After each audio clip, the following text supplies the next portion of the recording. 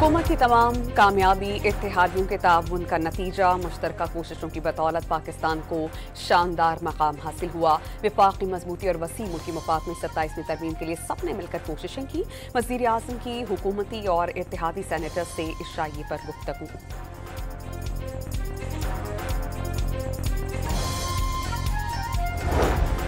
27वीं तरमीम पर पार्लियामेंट की मुश्तरका कमेटी की रिपोर्ट कल सेनेट में पेश कर दी जाएगी। वोटिंग करवाना ऐवान का इख्तियार है। आज़म नज़ीर तारड़ की बातचीत।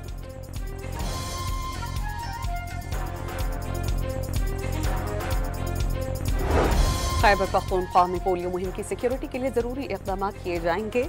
विफाकी वज़ारत दाखिला ने IG पुलिस को खत लिख दिया।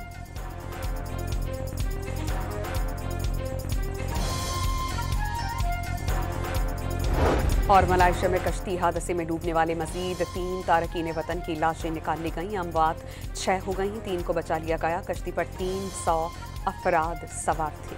हुकूमत की तमाम कामयाबी इत्तेहादियों के ताउन का नतीजा। मुश्तरका कोशिशों की बदौलत पाकिस्तान को शानदार मकाम हासिल हुआ। विफाकी मजबूती और वसी मुल्की मफाद में 27वीं तरमीम के लिए सबने मिलकर कोशिशें की।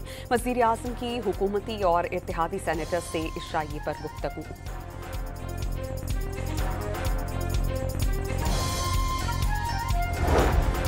27वीं तरमीम पर पार्लियामेंट की मुश्तरका कमेटी की रिपोर्ट कल सेनेट में पेश कर दी जाएगी। वोटिंग करवाना ऐवान का इख्तियार है। आज़म नज़ीर तारड़ की बातचीत।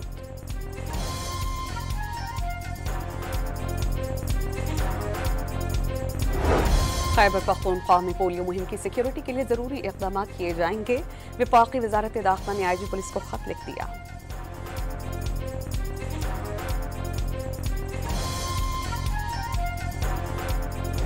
और मलाइशिया में कश्ती हादसे में डूबने वाले मजीद 3 तारकीन वतन की लाशें निकाल ली गईं। अमवात 6 हो गईं, 3 को बचा लिया गया। कश्ती पर 300 अफराद सवार थे।